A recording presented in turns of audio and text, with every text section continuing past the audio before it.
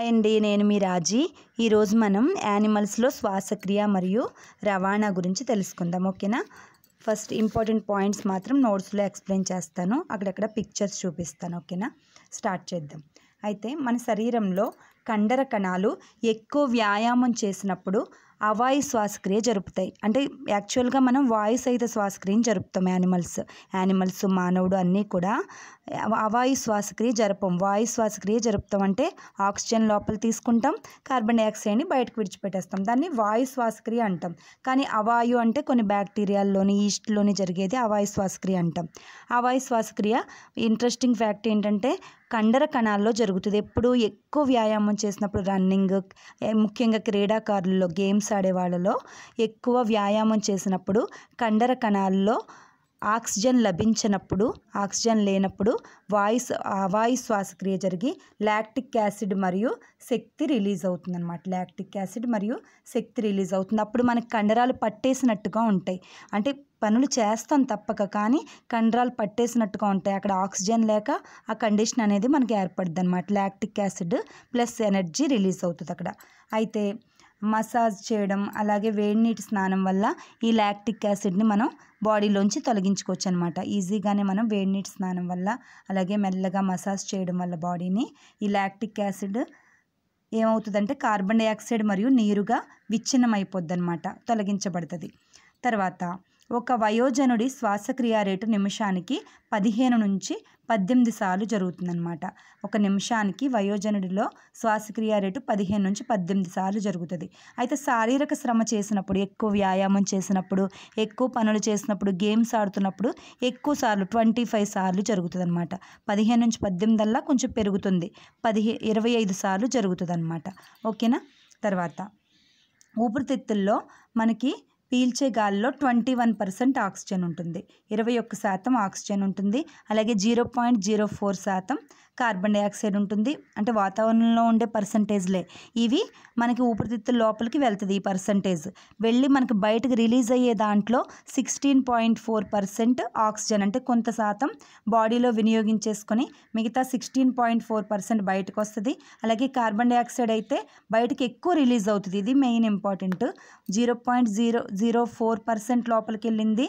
ఇంకా మిగతా లోపలున్న కార్బన్ డైఆక్సైడ్తో పాటు బయటకు వచ్చేస్తుంది. 4.4% కార్బన్ డైఆక్సైడ్ బయటకు వస్తుంది అనమాట. ఇది చాలా ఇంపార్టెంట్. తర్వాత బొద్దింకలో శ్వాస రంధ్రాలు ఉంటాయి. శ్వాసక్రియకి మనలో ఊపిరితిత్తులు ఎలా ఉన్నాయో ఇందులో ఏమవుతుందంటే శ్వాస రంధ్రాలు ఉంటాయి. అవి ఎన్ని ఉంటాయంటే 10 జతల శ్వాస రంధ్రాలు ఉంటాయి బొద్దింకలో. తర్వాత కీటకాల్లో శ్వాసక్రియకి వాయునాళాలు ఉపయోగపడతాయి. వాయునాళాలు. ఓకేనా? ఇది ఇంపార్టెంట్ పాయింట్స్ 2. నాడీ స్పందన రేటు నిమిషానికి 72 నుంచి 80 సార్లు. ఈ నాడీ స్పందన రేటును బట్టే మనం హార్ట్ రేటుని చెప్తాం. గుండె కొట్టుకునే రేటుని మనం డాక్టర్ చూడండి మణికట్టు దగ్గర ఇక్కడ పట్టుకొని చూస్తారు కదా. ఎందుకు చూస్తారు? నాడీ రేటు తెలిస్తే దాన్ని బట్టే మన గుండె కొట్టుకుంటుంది అనేసి వాళ్ళకి తెలుసు, కాబట్టి మణికట్టు దగ్గర పట్టుకుంటారు డాక్టర్స్. ఓకేనా? 72 నుంచి 80 సార్లు కొట్టుకుంటుంది నాడీ స్పందన రేటు నిమిషానికి. రక్తాన్ని గుండె వైపుకు మాత్రమే ప్రవహించేలా చేసేందుకు సిరల్లో కవాటాలు ఉంటాయి. వాల్వ్స్ అనేవి మూతల్లాగా ఉపయోగపడతాయి. అంటే గుండె వైపుకు మాత్రమే ప్రసరించేలా చేస్తాయి, మళ్ళీ ఈ వెనక్కి వచ్చేలాగా చేయదన్నమాట. వాల్వ్స్ అందుకు బాగా ఉపయోగపడతాయి. ధమనులు అనేక రక్తకేశ నాళికలుగా విడిపోతాయి. ఈ రక్తకేశ నాళికలు చివర అన్నీ కలిసి మళ్ళీ సిరలుగా ఏర్పడతాయి. ధమనులు, సిరలు ఉంటాయి కదా. ధమనులు అంటే మంచి రక్తాన్ని, అంటే ఆక్సిజన్ సహిత రక్తాన్ని గుండె వైపుకి తీసుకెళ్తాయి. ధమనులు అనేక రక్తకేశ నాళికలుగా విడిపోయి ధమనులు ఆక్సిజన్ సహిత రక్తాన్నే కానీ గుండె నుంచి మిగతా శరీర భాగాలకి తీసుకెళ్తాయి అన్నమాట. అదే సిరలు ఏం చేస్తాయి? బాడీలో ఉన్న మిగతా భాగాల నుంచి సిరలు బ్లడ్ని సేకరిస్తాయి. సిరలు సేకరించడం క్లూ ఏంటంటే సిరలు సేకరిస్తాయి. సేకరించి సిరలు చెడు రక్తం అనుకోండి, చే కలుస్తుంది కదా, చెడు రక్తం, సిరల్లో చెడు రక్తం, ధమనుల్లో దాలో మా ఉంది కదా, ధమనుల్లో మంచి రక్తం. ఓకే? సిరల్లో చెడు రక్తం ఉంటుంది, అంటే ఆక్సిజన్ రహిత రక్తం ఉంటుంది, ఆక్సిజన్ లేని రక్తం. ఆ రక్తం ఏం చేస్తుంది? బాడీలోని మిగతా భాగాల నుంచి గుండె వైపుకి ప్రసరిస్తుంది.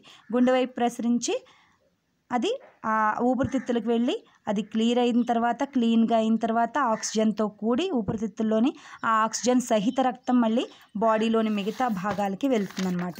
ఒకసారి చూడండి, హార్ట్లో ప్రసరణ కణజాలంలో మనకి క్లియర్గా ఉంటుందండి. చూడండి, ఇది ప్రసరణ కణజాలము. బాడీ చూడండి ఒకసారి. బాడీ మొత్తం రక్తనాళాలు, రక్తకేశ నాళికలు అన్నీ వ్యాపించి ఉంటాయన్నమాట బాడీ మొత్తం. అయితే దీంట్లో గుండె చూడండి, హార్ట్ చూడండి. దీంట్లో 4 గదులు ఉంటాయండి, కర్ణికలు. 2 కర్ణికలు, పైవి 2 కర్ణికలు, కిందవి 2 జఠరికలు అన్నమాట. ఇది ప్రసరణకి ఉపయోగపడుతుంది. అంటే బాడీ నుంచి సేకరించి తర్వాత ఊపిరితిత్తులకు వెళ్ళి పుపుసధమని ఊపిరితిత్తులకు తీసుకెళ్ళి ఆక్సిజన్తో కలిసి మళ్ళీ మంచి రక్తము ఇలా పుపుస సిర ద్వారా మళ్ళీ గుండెకి చేరి, గుండె నుంచి మళ్ళీ ధమనుల ద్వారా మిగతా బాడీ పార్ట్స్ అన్నిటికీ మంచి రక్తం, ఆక్సిజన్ సహిత రక్తాన్ని తీసుకువెళ్తుంది. ఇది ప్రసరణ కణజాలం లేదా గుండె నుంచి రవాణా అయ్యే విధానం అన్నమాట. ఓకేనా? ఇక్కడ చూడండి ఒకసారి. ప్రసరణ వ్యవస్థ లేని ఇక్కడ ధమనులు అనేక రక్తకేశ నాళికలుగా విడిపోతాయి అనుకున్నాం కదా. అంటే విడిపోయి ఈ రక్తకేశ నాళికలు అన్నీ కలిసి చివర సిరలుగా ఏర్పడతాయి. అయితే సిరలు సేకరిస్తాయి ధమనులు ఆ మంచి రక్తాన్ని మిగతా బాడీ పార్ట్స్కి రవాణా చేస్తాయి అన్నమాట. ఆక్సిజన్ రహిత మరియు సహిత రక్తాలు కలవకుండా గుండెలో 4 గదులు ఉంటాయి. ఇప్పుడే చెప్పుకున్నాం కదా, 4 గదులు ఏంటంటే 2 కర్ణికలు, 2 జఠరికలు. అయితే ప్రసరణ వ్యవస్థ లేని జీవులు, అసలు ప్రసరణ వ్యవస్థే లేని జీవులు ఏంటంటే స్పంజికలు, హైడ్రా. చాలా ఇంపార్టెంట్ అన్నమాట. స్పంజికలు మరియు హైడ్రా.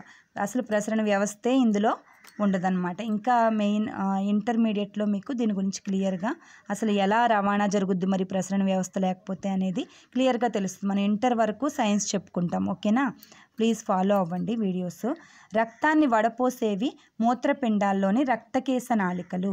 ఈ రక్తకేశ నాళికల వలన మాత్రమే మనకి బ్లడ్ అనేది క్లియర్ అవుతుంది. మూత్రపిండాల్లో క్లియర్ అయ్యి మళ్ళీ శుద్ధి అవుతుందన్నమాట. ఎక్కడ? రక్తాన్ని వడపోసేవి మూత్రపిండాల్లోని రక్తకేశ నాళికలు. అయితే ఒక వయోజన మానవుడు సాధారణంగా 24 గంటల్లో 1 నుంచి 1.8 లీటర్ల మూత్రాన్ని విసర్జిస్తాడు. మన మూత్ర విసర్జన అనేది ఎంత జరుగుతుంది అంటే, ఒక వయోజన మానవుడు సాధారణంగా ఒక రోజులో 1 లీటర్ నుంచి 1.8 లీటర్ల మూత్రాన్ని విసర్జిస్తాడు. మూత్రంలో 95% వాటర్, 2.5% యూరియా, 2.5% ఇతర వ్యర్థ పదార్థాలు ఉంటాయన్నమాట. మూత్రంలో ఉండే మెటీరియల్స్ అన్నమాట ఇవి. చేపల్లో విసర్జక పదార్థం ఏంటంటే అమ్మోనియా. పక్షులు, పాములు, బల్లుల్లో ఏంటంటే యూరిక్ యాసిడ్. మానవుల్లో విసర్జక పదార్థం ఏంటంటే యూరియా.